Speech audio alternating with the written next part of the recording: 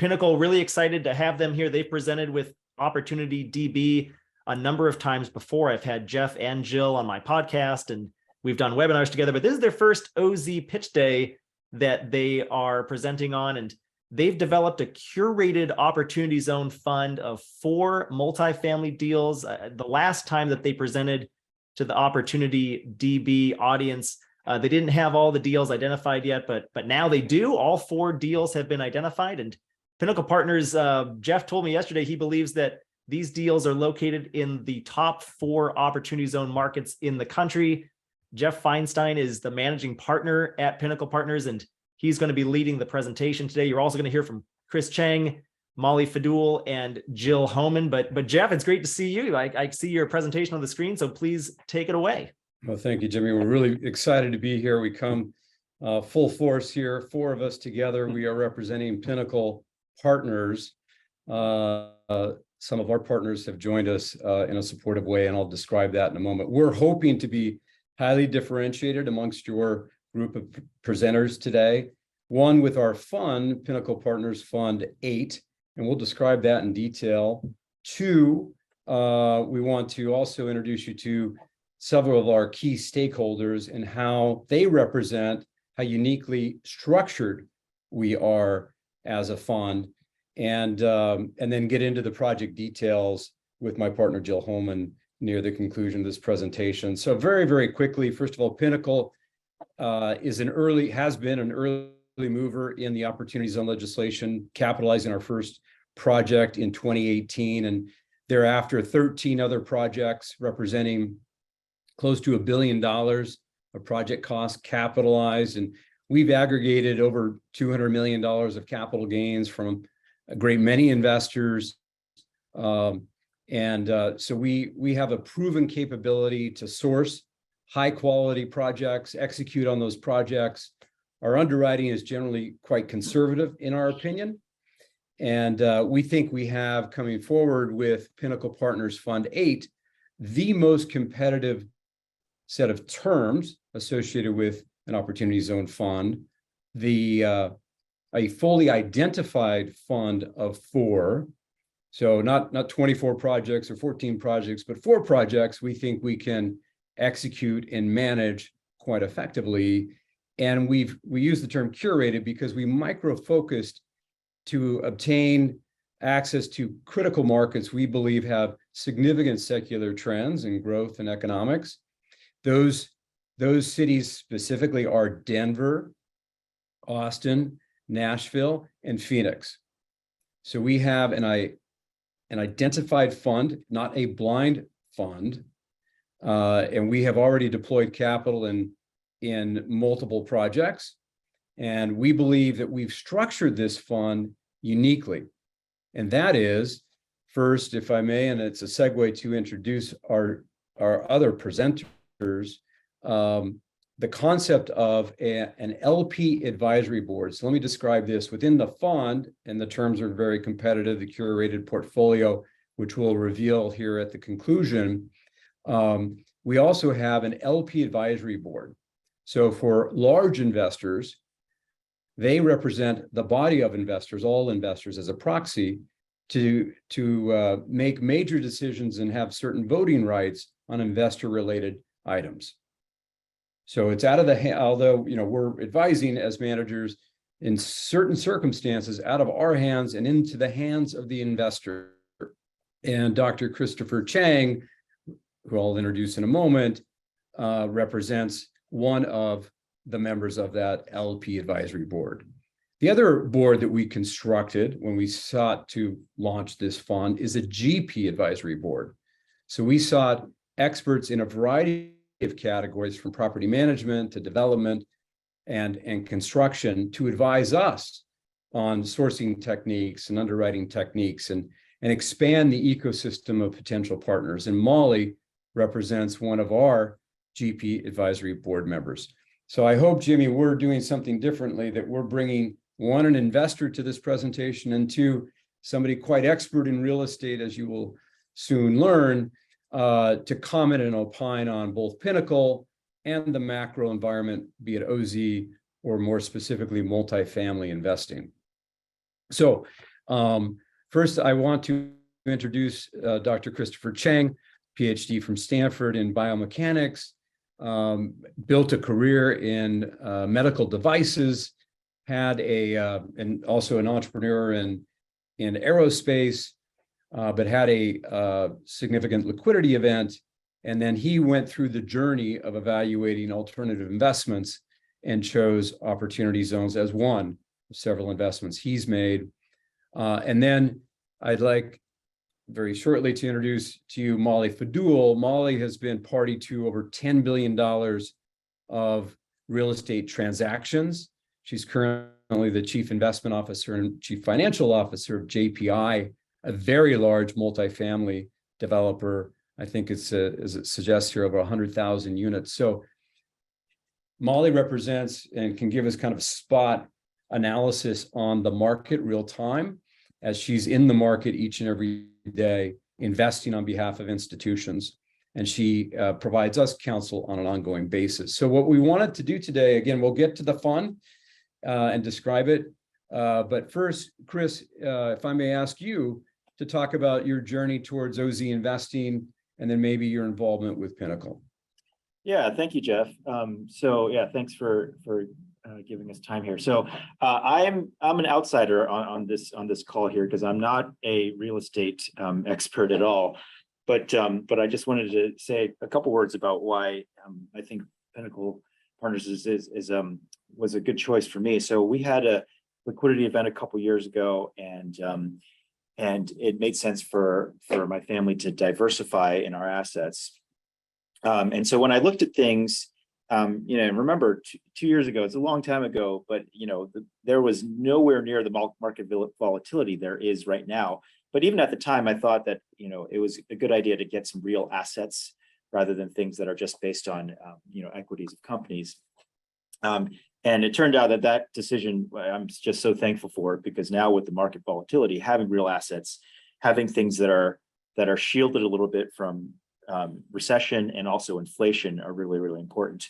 And particularly for developing products for the rental market, I think is really nice, because that's also shielded from the owned housing market.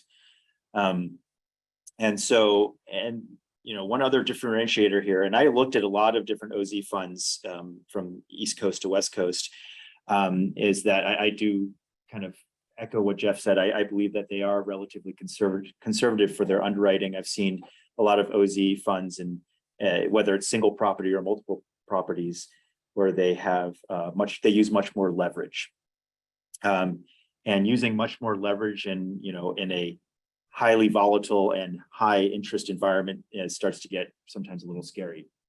And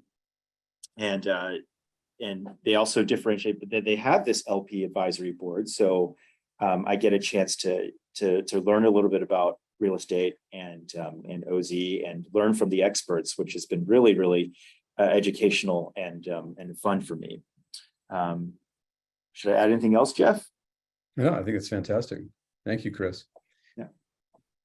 So as a member of the advisory board, and there again is an odd number of members, those that write meaning substantially large investments, participate in the ongoing review of the portfolio, join together with the GP advisory board on quarterly meetings, and then will retain certain voting rights on major decisions as they're brought to the board.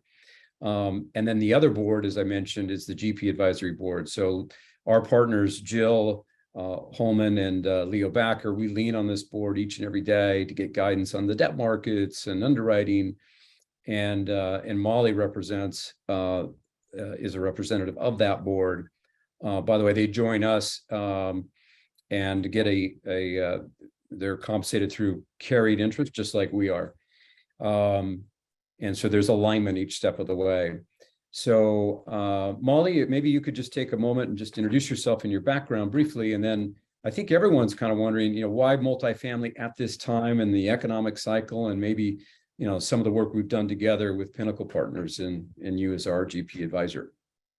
Yeah, great. I'd be happy to share. So a little bit of background on me. I've spent all of my career in real estate. I started out in investment banking in New York and then switched over to the private equity side. So I've been opportunistically investing in real estate most of my entire career. I'm currently the CFO and CIO, so Chief Investment Officer of JPI.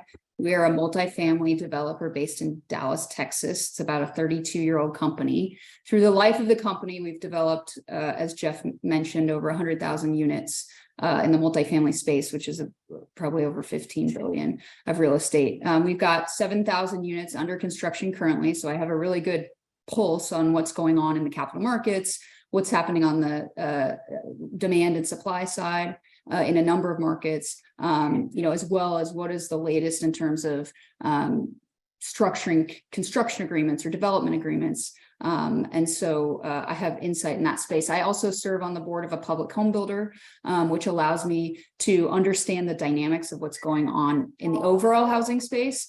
There's a dynamic of shifting between single family homeowners and renters. And it's really interesting to have the perspective of a public home builder to apply to the knowledge that I'm building on the multifamily side as we continue to expand our business. I focus on all income levels of housing, from actually as far down as homelessness sheltering. I'm on the board of a company that manufactures homeless shelters, all the way through to affordable housing, workforce housing, and then traditional market rate housing. So that's kind of the background and the expertise that I bring to the Pinnacle team.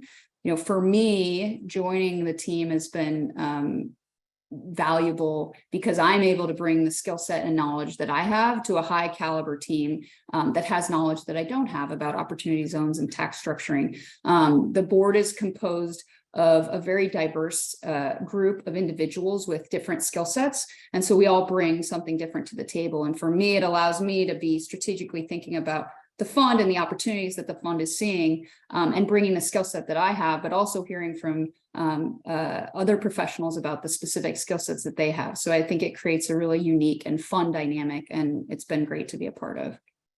In terms of the involvement that we have as members of the GP advisory board, it's really related to strategic input around market targeting or specific partners or structures around deals with development partners, even down to a project level and underwriting assumptions. And so, we discuss where are cap rates, where are interest rates, what do we think is happening with rent growth in certain markets. And so we spend a lot of time really digging into the details on all of the deals and bringing all the views and skill sets that we all have to really ensure that the team is underwriting with rigorous standards and, as Jeff mentioned, conservative assumptions to provide for long-term risk-adjusted returns that are attractive for the investors. I know, Jeff, you asked me to share a little bit about the market. I'm happy to do that. Yeah, I think that's the capstone, if you would, please. Yeah, sure. So being a multifamily developer, we take a long-term view on the sector and what's happening. I think you've seen significant growth in investor interest in multifamily in this cycle. And we still think that the long-term view on multifamily is very attractive. If you look at the supply-demand dynamics of housing in our country, there's a housing shortfall. As we hear, on top of most political agendas is housing and housing issues. We do have that shortage of housing, and that's being exacerbated currently by the capital markets environment. We've seen a slowdown in multifamily development starts due to the cost of capital. And we've seen a significant drop off on single family home starts due to the cost of mortgages. Now, we believe that that's a short-term impact, but it creates better long-term fundamentals for the space. So when we look at our horizon of investment is really between 4 and 6 years, we feel very strongly that this is a sector that we are very excited to be a leader in. And we think that there's still significant renter demand across a number of the markets. We've seen unprecedented rent growth coming out of COVID and highest, the highest occupancies we'd seen. Now we're coming off of that a little bit with what's going on in the economy, but we still see very strong growth.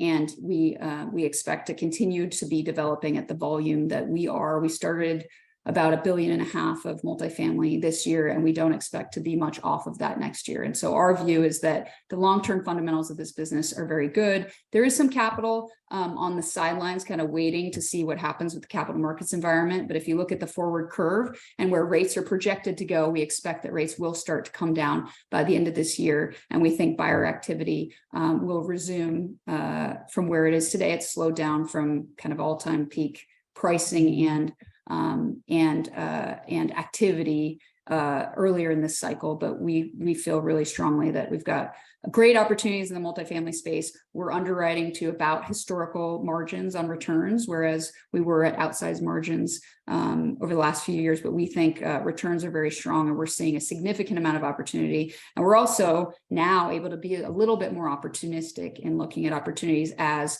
capital markets have gotten more expensive. Some smaller developers have not been able to secure capital, and land sellers have come down off some pretty high expectations. So we're really excited about the coming year and years ahead for the multifamily sector. Fantastic. Thank you, Mollie. And we're really grateful to be partners with you and partners with Chris. And we have access to this expertise each and every day. And I think, once again, we are uniquely positioned with one of the most competitive opportunity zone funds. And again, it was intended to be quite boutique, curated portfolio that we could execute against, maybe overperform, and access some of the most attractive markets in the United States. So again, thank you to you and Mollie and Chris. And what we want to do now is move on to Pinnacle Partners project Fund VIII, and project review. Jill Homan works closely with Mollie and the rest of the team each and every day to source these projects. Her and the team have accomplished that, and we're revealing, I think, broadly for the first time, each of the 4 projects. And Jeff, I just wanted to break in for a moment, just kind of commend you on this format. I love hearing the different perspectives from your different investors here. Mollie, Chris, thanks for being with us here today, and looking forward to hearing from Jill. Jill's the managing director of Pinnacle Partners OZ Fund VIII, and she co-heads developer partnerships, leads real estate due diligence, and serves on the investment committee. Jill, I'm going to turn it over to you in a second, but I just want to tell everybody I met you way back in 2019, which was really early days for Opportunity Zones, and you were one of my first podcast guests on the Opportunity Zones podcast. You have tremendous amount of expertise and experience in real estate investing and the Opportunity Zone structure. So just wanted to chime in there with that. We've got about 10 or 15 minutes left. Maybe we can save some time for some Q&A, but Jill, please take it away. Let's dive into these 4 projects. Great. And thanks, Jimmy. And good to see you again. And it's wonderful to see you grow your platform as well. So excited to be here to talk about our 4 projects. And the project that we're looking at here is our project in Denver. We have our rendering hot off the presses. So we just are right now rendering some exterior. We're finishing up some interior design, but just to cover high level. And before I even get to that, just wanted to mention that, as we think about investments, really what we focus on, I would say, is really 3 characteristics. The first of which is the location, and not only the location in terms of Denver, job growth in Denver, but also the particular submarket and the particular location within the submarket. And so on that point is this multifamily project, it's 200 units. It actually sits right on the river path that runs along the river in Denver. And it's proximate to the tens of thousands of students that go to the universities in Denver. So it's walkable to all of those university campuses.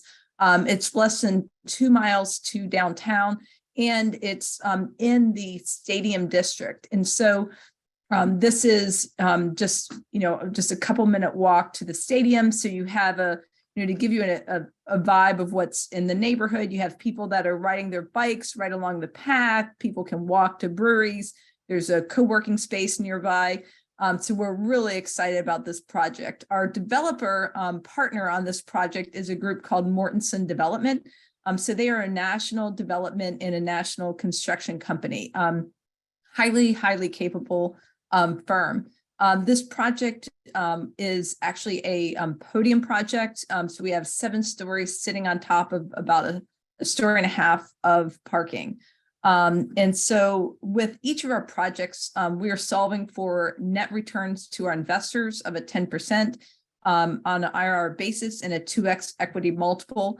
Our leverage is between 55% and 60%. And so with this project, we're working on closing a construction loan as we speak with 60% leverage, and we're really thrilled about this opportunity.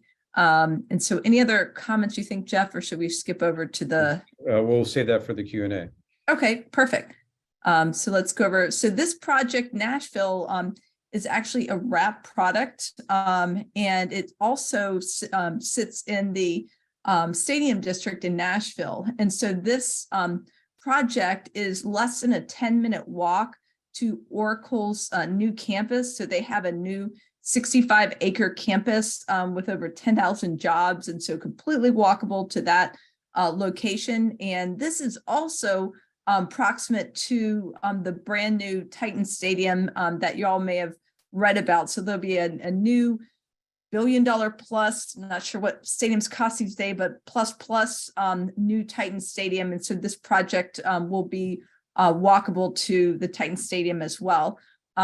This project is more than 300 units with parking, and our partner there is Stillwater Capital. Stillwater is based out of Dallas, and they're a regional development company, and we've actually been looking at and talking with for some time. And so I'm really excited with them as our partner for this project. So we can, okay, our project in Austin, we have, this project is located in McKinney Falls. So it is less than 15 minutes also to Oracle's campus. And it's also proximate to the Austin airport. And so I'm not sure if you all have heard, but Austin is undergoing another major expansion of the airport because of all the tremendous job growth. So this is near the Tesla expansion. And it's near the Oracle campus. And so it's just really benefiting from all of the expansion. It has great ingress and egress in terms of access to Highway 35. And then also this project, I would consider it maybe affordable luxury, affordable with a lowercase a, in that this is really a walk-up garden style product. So it'll be fully amenitized, but we're really looking at rents that are, $2 or in that range. So it's, it's at a different price point, but it really benefits from all of the job growth in this Austin market. And so this property is 342 units, surface parked. We'll have some detached garages for folks for rent as well. And our partner on this is also a Texas-based development company and a regional development company as well. And we'll get into our Phoenix. And so as you've may have heard, or some of y'all may have heard about the build to rent segment. And so this is a build to rent project, 144 units of duplex and single family homes. Our partner there is a group called Trilogy. So they are based out of Atlanta, and they're a national development company. And they've been growing their build to rent platform as well. And so with this project, it's an infill project and part of a master plan community that is starting construction as well. And so we're very proximate to retail amenities, in fact, walkable to retail amenities. And so it's in a corridor called Avondale, which is actually a suburb of Phoenix, and it has high barriers to entry. So we're excited about, those high barriers to entry, making it more difficult for developers to get approvals. And so that's the project in Phoenix. I think it's worthwhile to note that our 2 projects that we've formalized are all of our documents and gone through diligence. Those are our project in Denver and in Nashville. We're working our way through diligence in our projects in Phoenix and in Austin. And so we're optimistic on getting through that process. We do diligence all of our projects, from looking at the developer's environmental reports. We run our own real estate tax analysis. So we contract with a third-party firm to do real estate tax analysis through the course of the whole period in the development period. And then we also contract with an expert construction manager to review the work that our development partner has done to date. And then our construction manager serves as our owner rep on the project throughout the life of the project. So that's really the process that we run with each of our projects. And could mention that we did have a project in Atlanta that did not make it through our diligence period, and that was fine. It was it ended up working out in terms of the seller decided to work with a different decided to sell to an institution, but that project did not make it through. So we do, once we do enter, there's a high degree of likelihood of coming out the other end. But really the diligence process for us is not box checking. We're really reviewing and analyzing, both from an OZ perspective, from a real estate perspective, and making sure that these projects are underwriting to our projected returns. And then with that, while we have our fund 4 of 4, we continue to have a pipeline of projects. If there's ever an opportunity, if the project were to fall out or something, we do have a pipeline of projects, and those projects, we have another project in Austin, one in Raleigh, and one in Charlotte, that, again, we're expecting all of our projects to work through, but we do have a robust pipeline of other projects that we're excited about as well. So just want to make sure I mention that as well. So with that, I'll hand it over to Jeff to add any other color, and Great. we'll go from there. Thank you, Jill. And I think, Jimmy, we can move to Q&A if you wish. I've asked, Mollie and Chris to join us. So again, we've got an investor, an LP investor, and GP advisory board member with us. So happy to answer any questions that the audience may have. Hopefully this has been a unique approach to the format, and it was illuminating in the macro, and then more specifically about Pinnacle Partners funding.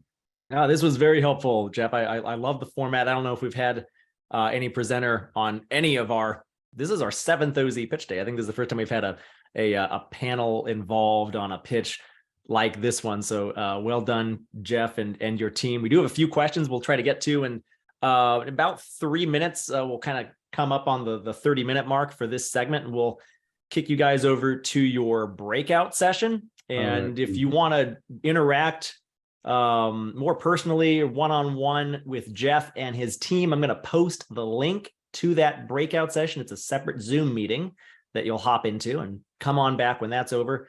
I'll pop that into the chat in just a minute. But first question is, can you elaborate on the barriers to entry for this project? How do you avoid these obstacles that prevent others from entering the market?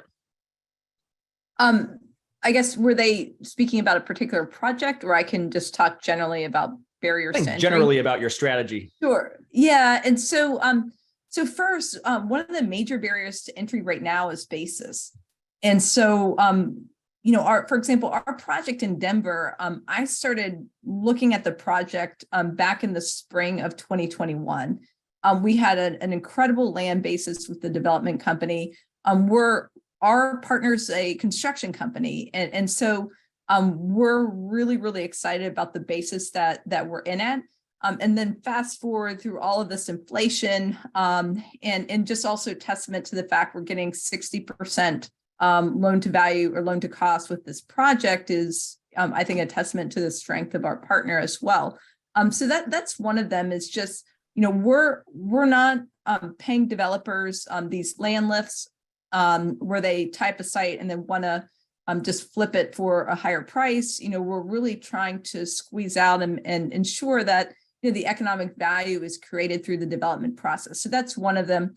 The second of which is these jurisdictions are not easy to build and entitle in. So for example, in Austin, you have to go through a process where you receive the site development permit. Similarly in Denver. And these processes can be about a year. The process in Denver, as well as a site development process. And so it's not for the faint of heart. And so our development partners are embarking in these process and moving it through and getting all these approvals. And that's a barrier to entry. It takes money, it takes time and expertise to work their way through these approvals. And similarly in Avondale, is actually a harder to build and market, and that creates barriers to entry for that market as well.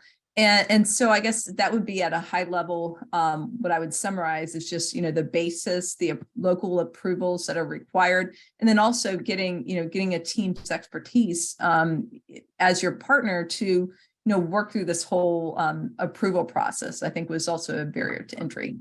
All right, we'll do one more question and then we'll get going with the breakout session. What are the sorts of issues that the LP advisory board rep votes on? Jeff, do you want to? I can. Yeah. Go ahead. So you guys can fill in, but I remember one in particular. So for example, if there is a potential exit where you don't have the time hold that's required for OZ requirements, right? And so you no longer have the cap gains benefits, but the exit is potentially so good that you want to consider it, then the LPs would have a say in that. And I think that's very reasonable, right? Because you're changing the whole tax dynamics of the investment. That's and I think right. Yeah. And at a high level, we're seeking guidance from both boards. And so while, it could be just in a discussion of markets or cap rates or underwriting, we're having these conversations and we do really listen to our boards and because they're bringing, all their expertise to bear. Yeah, and other decisions could include, if we enlarge the fund beyond 4, if we wanted to extend the capital raising period, these decisions would be taken by the board. And then, in regular consultation with Chris and others, we're talking about how we create this durable relationship with our investors over a 10-year period. This is a long-term relationship. So how can we have a robust investor relations program? We have an investor portal. What is our reporting cadence like? How do you, the LP, get the best optics on your investment on a routine basis? So we're consistently consulting with Chris and others to ensure there's a very, very positive experience, post-investment. Oh, great answer. Great question too. Thank you for that question. We did have a few more questions, but we're at time. So I'm going to move along to the next presentation in the main session here. Jeff, Mollie, Jill, Chris, thank you so much for joining us today. You should hit that link in the chat right now to take you over to your breakout session. Jeff, Jill, Mollie, Chris, again, thank you so much, and hop on over there now, please. Thank you, Jimmy. Thanks, everyone.